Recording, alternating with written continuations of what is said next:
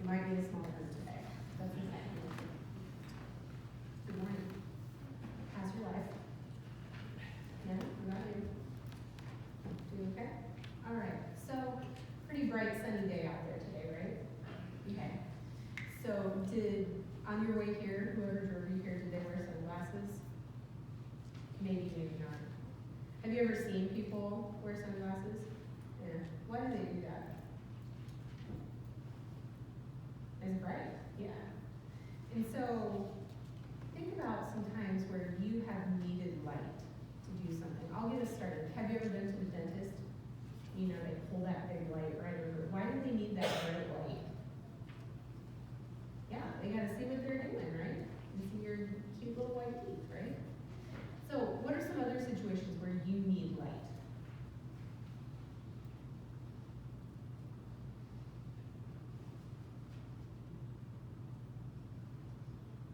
To see, yeah. Do you ever read a book before bed when it's dark? You don't? Okay. Do you, have you ever have the electricity go out at your house? Yeah. And if it's nighttime, you need a flashlight or something, don't you? Yeah. Or like sometimes when I come home at night and the sun is already down and it's dark, I need our porch light to be on so I can get into my house without, falling over or something, tripping on something. So we need light to be able to see, right? Well, in today's Bible story that we're going to read, Jesus said, I am the light of the world. Not me. Jesus said that he was the light of the world, right? Because he knew that sometimes our world can be dark. Not so much like without the sun dark, but it can be dark because people can be mean to each other, or things can be broken and not work right, and that kind of makes things dark in a hard way. And Jesus said, I am the light of the world, because my light helps you see God. How God is, what God does, how much he loves us. And so just like, the dentist needs that light to see in your mouth, Jesus is the light that helps us see God and how beautiful he is. Sound okay? All right. Can we pray?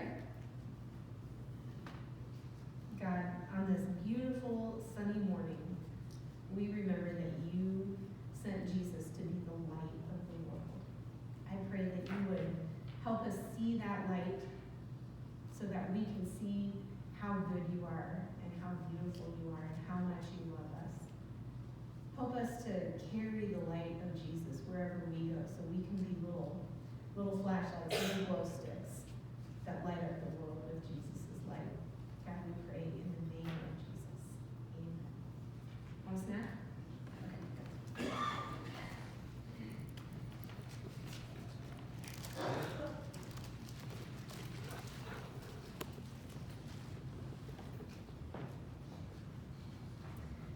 Let's open our hymnals again to 381 and say, open my eyes that I may see.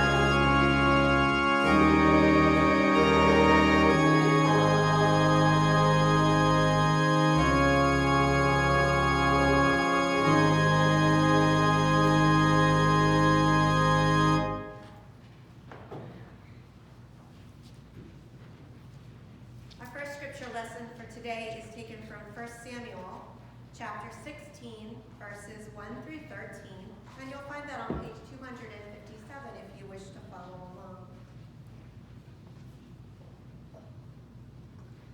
The Lord said to Samuel, "How long will you grieve over Saul? I have rejected him from being king over Israel. Fill your horn with oil and set out. I will send you to Jesse the Bethlehemite, for I have provided for myself a king among his sons." Samuel said, "How can I go? If Saul hears of it, he will kill me." And the Lord said, "Take a heifer with you and say, 'I have come to sacrifice to the Lord.' Invite Jesse to the sacrifice, and I will show you what you shall do, and you shall anoint for me the one whom I name to you." Samuel did what the Lord commanded and came to Bethlehem. The elders of the city came to meet him trembling and said, "Do you come peaceably?" He said, "Peaceably I have come to sacrifice to the Lord. Sanctify yourselves and come with me to the sacrifice." And he sanctified Jesse and his sons and invited them to the sacrifice. When they came, he looked on Eliab and thought, "Surely the Lord's appointed is now before the Lord." But the Lord said to Samuel, "Do not look on his appearance or on his height of stature, because I have rejected him. For the Lord does not see as mortals see. They look on the outward appearance, but the Lord looks on the heart." Then Jesse called Abinadab and made him pass before Samuel. He said, "Neither has the Lord chosen this one." Then Jesse made Shammah pass by, and he said, "Neither has the Lord chosen this one." Jesse made 7 of his sons pass before Samuel, and Samuel said to Jesse, "The Lord has not chosen any of these." Samuel said to Jesse, "Are all of your sons here?" And he said, "There remains yet the youngest, but he is keeping the sheep." And Samuel said to Jesse, "Send and bring him, for we will not sit down until he comes." He sent and brought him in. Now he was a ruddy and had beautiful eyes and was handsome. The Lord said, "Rise and anoint him, for this is the one." Then Samuel took the horn of oil and anointed him in the presence of his brothers, and the Spirit of the Lord came mightily upon David from that day forward. Samuel then set out and went to Ramah. Our second lesson is taken from Ephesians chapter 5, verses 8 through 14, and you'll find that on page 1067 in the Pew Bibles.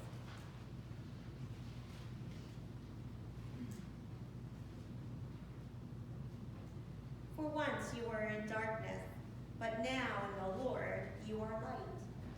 Live as children of light, for the fruit of the light is found in all that is good and right and true. Try to find out what is pleasing to the Lord. Take no part in the unfruitful works of darkness, but instead expose them. For it is shameful even to mention that such people do secretly, but everything exposed by the light becomes visible. For everything that becomes visible is light. Therefore it says, "Sleeper, awake, rise from the dead, and Christ will shine upon you." And our gospel for today is taken from the Gospel of John, chapter 9, verses 1 through 41, and you'll find that on page 977 if you wish to follow along.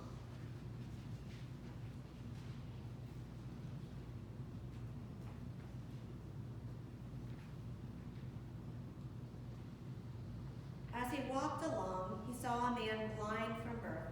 His disciples asked him, "Rabbi, who sinned, this man or his parents, that he was born blind?" Jesus answered, "Neither this man nor his parents sinned. He was born blind so that God's work might be revealed in him.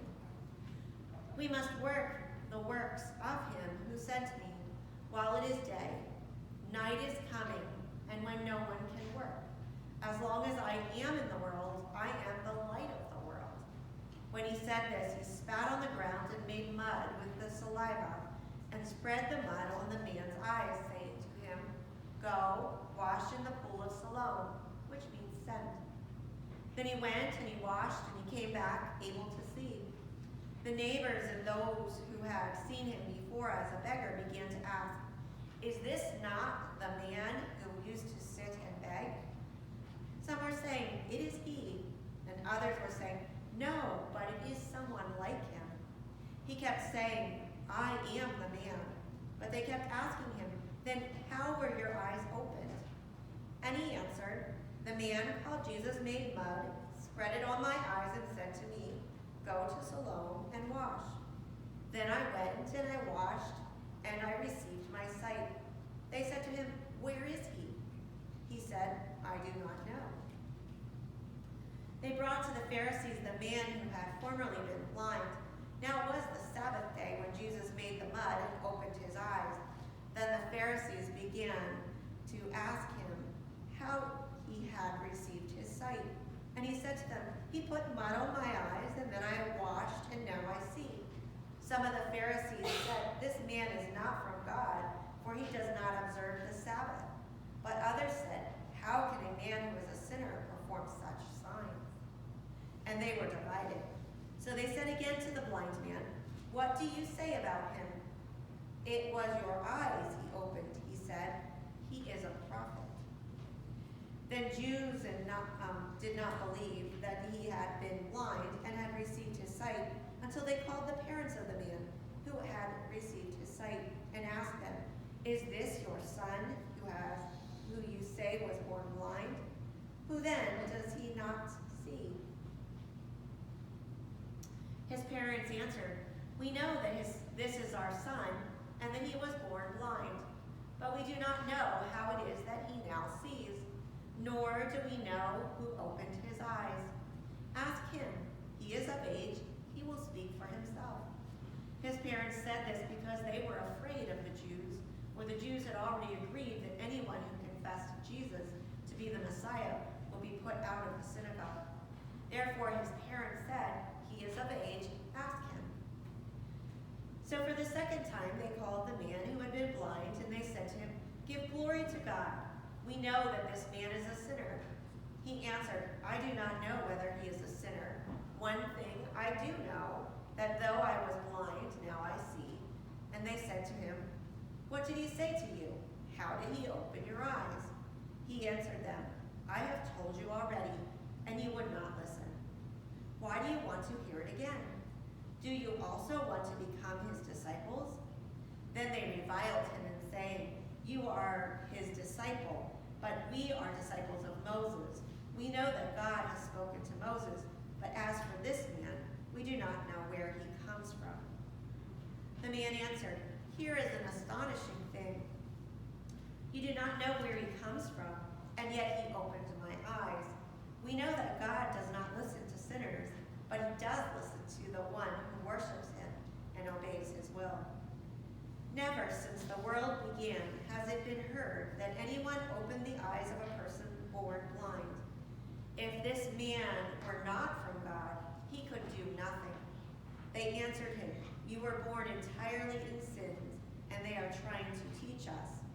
And they drove him out. Jesus heard that they had driven him out, and when he found him, he said, "Do you believe in the Son of Man?" And he answered, "And who is he, sir? Tell me, so that I may believe in him." Jesus said to him, "You have seen him, and the one speaking to you is he." He said, "Lord, I believe," and he worshipped him. Jesus said, "I came into this world for judgment, so that those who do not see may see, and those who do see may become blind." Some of the Pharisees near him had heard this and said to him, "Surely we are not blind, are we?" And Jesus said to them, "If you were blind, you would not have sinned. But now that you say, 'We see,' your sin remains." Here ends God's holy word. May God add his blessing to both the reading and hearing of his word. Amen.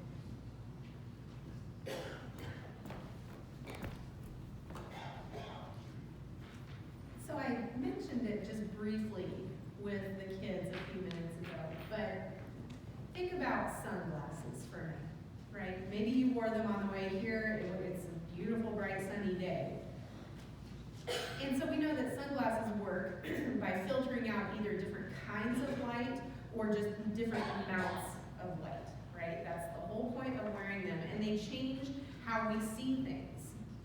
And there's different kinds of sunglasses for different purposes. I know at Camp Hebron, when I'm lifeguarding, I have to wear sunglasses because the glare off the pool makes it hard for me to see, and it gives me a headache. And so I wear sunglasses to cut the glare, but I don't want them to be too dark because I still have to see what's going on. And then if you think about welders, they're not really wearing sunglasses, but they wear that shield over their face, and it serves the same purpose. You know, they have to wear an even darker lens because of that really bright light on their welding torch. It can damage their eyes, but still not too dark because they need to see what they're doing too. Or maybe some people at the dentist will be given sunglasses, really dark sunglasses, because you're there in the chair and you don't really need to see what's going on. You just need to have that bright light not shining straight into the back of your brain, right? Maybe almost completely blacked out. Well, today's text tells us about a man who was born blind, born that way. And then we get to read about what happened when he met Jesus. And we need to be aware of all the implications blindness had for people in that place in that time. Because in our world, blindness is still a very serious thing. It's a significant disability. It affects pretty much every aspect of your life. But people don't assume that blindness happens because someone sinned, right? Blindness today does not have that stigma attached to it, but it did in biblical times. It absolutely did. Today's text tells us that both Jesus' disciples and the Pharisees assumed that this guy was blind because either he had sinned or his parents had sinned. And so because of the stigma, there was no social safety net for men like this guy. He had to beg just to scrape together a living, to feed himself. He couldn't really participate in society in a meaningful way. And so both literally and figuratively, things were very dark for people in this man's situation. Very dark. Now, I'm not going to get into a whole nother sermon here, okay, everyone, collective sigh of relief, okay, but I want to quickly address something that Jesus says in verse 3. Because the disciples had asked Jesus, why was this guy born blind? Who sinned, right?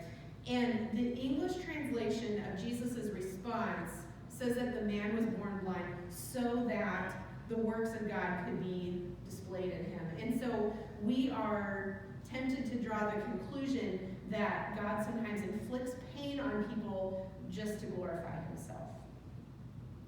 Here's the issue. The Greek word for so that is hana, and the placement of the word hana is a big deal in the original text. Long story short, the rules for the order of words in Greek are different. Those rules in Greek are different than they are in English. And so according to Greek grammar, and more importantly, according to what we know about God's grace and his loving kindness towards people, it's a lot more likely that the hana, so that it applies to verse 4 that talks about displaying the works of God. And so verses 3 and 4 are probably more accurately interpreted like this. Neither this man nor his parents sinned, but so that the work of God might be displayed in his life, we must do the work of him who sent me while it is still day. So in other words, Jesus doesn't really directly answer the question of why this guy was born blind, but he does emphasize glorifying God by healing the man. God didn't make the man blind to glorify himself. What he did was send Jesus to do healing works and demonstrate God's glory that way. So there's a whole other sermon there. We'll cover it someday, but I just want that on the record. And so the way that Jesus did this particular healing work, it is just fascinating. Let's not miss the significance here, because Jesus has just described himself as the light of the world, giving sight to a man born blind. He literally shined light into dark eyes in a dark situation. He made a mud packing for the guy's eyes. Now think of all the things you've read in the Bible. Where else have we seen dirt used to create something? It was in the garden, right? At the very beginning of Genesis, in God's original creative acts, we saw God fashion Adam's body out of the dust of the earth. And so here, with the man born blind, once again, God, this time in the flesh, uses the dust of the earth to call forth something new, to call forth this man's vision. And then Jesus tells the guy to go wash in a particular pool, one called Siloam. And so often in the Bible, we've seen that names mean something, right? And this pool's name, Siloam, it means sent. And so we see Jesus, the one sent by God, telling this guy to go wash in the pool called sent. And it's as if Jesus is saying, you know what? Immerse yourself in me, the one sent by God. And that's what's going to make you whole. This text is full of imagery about light and dark, about sight and blindness, in ways that are both literal and figurative. And so as this man's story unfolds, we get to see how he responds and how other people respond to what Jesus is doing. And it turns out each group of people involved in this story, they have some kind of spiritual sunglasses on that affected the way they experienced and saw the light of the world. The first group of people we read about are the guy's neighbors, right? These are people who are familiar with him and his situation. A lot of them probably had known him all of his life. But somehow, for some reason, after this man gained his sight, they weren't sure they knew who he was. If you check out verse 8, they say, well, isn't this the same man who used to sit and beg? And some people thought it was him, and other people said it was just somebody else who looked like him. He's got a twin, apparently. And it didn't seem to help, even when the man himself has said, yes, it's me. Yes, it's me. And just, isn't that sad? You know, isn't it sad that these neighbors had grown to know this man born blind as just the guy who sits and begs? And their response to him gaining his sight, you would hope that they would rejoice with him, right? But they didn't. Their attitude was pretty much, you know, okay, we know who Fred is, but he was born blind, and so if you ain't blind, you ain't Fred. Even if you look just like him, and even if you say you're him, couldn't be. This is how deeply entrenched they were in this is how things are, right? If you're not blind, you can't be Fred. Miracles like that just don't happen. And when they were faced with this dilemma of the man they knew as blind being able to see and saying that, yes, I'm that guy, when they tried to reconcile all of that in their minds, they just disengaged and left it up to the professionals. They brought the guy to the Pharisees, hoping that the Pharisees could figure it out for them. What they were saying was this, you know, we're just regular folks, and we're not qualified to make conclusions based on what we see. We'll just outsource our faith to pros and let them tell us what's going on. The light of the world had done a miracle in their midst, but they missed it because they were wearing a brand of spiritual sunglasses called, this is how things always have been and always will be. That's the kind of sunglasses that filters out the new and the unexpected and lets you only see the things that look like regular, normal life. So we might be able to be generous for these folks and say the neighbors were just so astounded at what they were seeing. You know, they were just regular folks and they didn't know what to do with this. We could be able to be generous like that. But we can't really do the same for the Pharisees. Pharisees were a group that should have known better, right? Because as soon as they saw what happened, as soon as the Pharisees saw this man, their first concern was that the miracle had been a Sabbath violation. There was no time to rejoice with this guy because they needed to immediately launch this really aggressive investigation based on the assumption that the healer was a sinner and a Sabbath breaker. Now let's be clear, I'm not trying to say that the Sabbath was a bad thing. The Sabbath is part of God's law, and we know that God's law is good. What I am saying is that the Pharisees had made the Sabbath and a lot of God's law into something God never intended it to be. God intended the Sabbath, designed the Sabbath to give his people life and rest. And in so many ways, that's exactly what happened for this man who received his sight. He gained a richer life. He could rest from all the hardships that his blindness had caused for him. But the Pharisees had made this law into a club that they used to beat the people over the head with. And so as their investigation unfolded, the Pharisees came up against pieces of evidence that they could not reconcile. On the one hand, they were sure, positive, that Jesus had broken the Sabbath by making mud and healing a man, because both of those actions were work that was forbidden on the Sabbath. But on the other hand, they couldn't deny this miracle happened. This guy was blind, now he's not blind. And surely a sinner, a Sabbath breaker, couldn't do that kind of work. And so they were seeing realities right in front of their face, and in their minds, it couldn't all be true. And so in this kind of situation, a person who is honest, a person who is rational, realizes they need to question their assumptions. Maybe they are understanding something wrongly. Maybe either Jesus' actions weren't a Sabbath violation, or maybe this man hadn't really received his sight. But unfortunately, these Pharisees weren't feeling honest and rational that day. They had constructed an entire religious system that would keep them from ever seeing their own error, that assumed that they were infallible.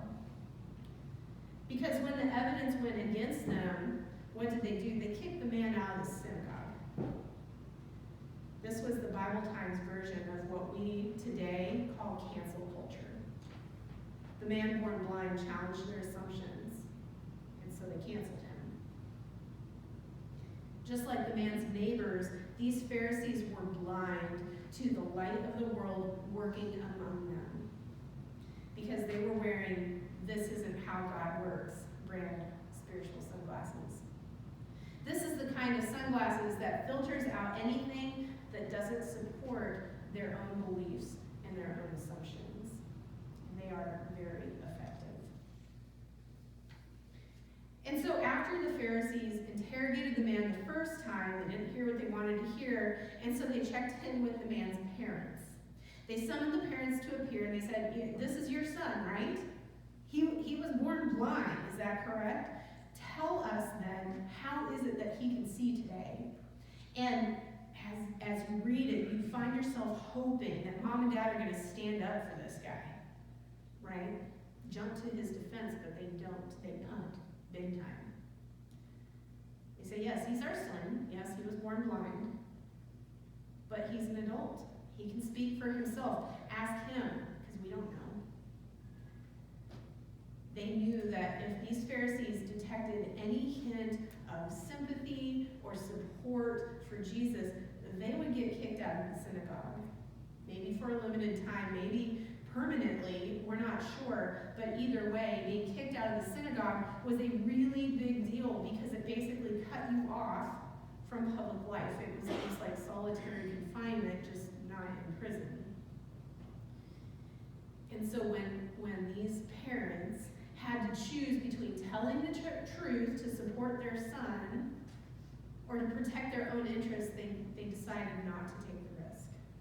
They protected themselves. They were wearing another brand of spiritual sunglasses called Watch Your Back. And that's the kind that filters out everything that isn't safe and comfortable and convenient. And so it's interesting to notice the man born blind was the only person in this whole chapter of John who interacted directly with Jesus. The neighbors, the Pharisees, the parents, they all tried to make sense of what Jesus had done, but none of them encountered the light of the world directly.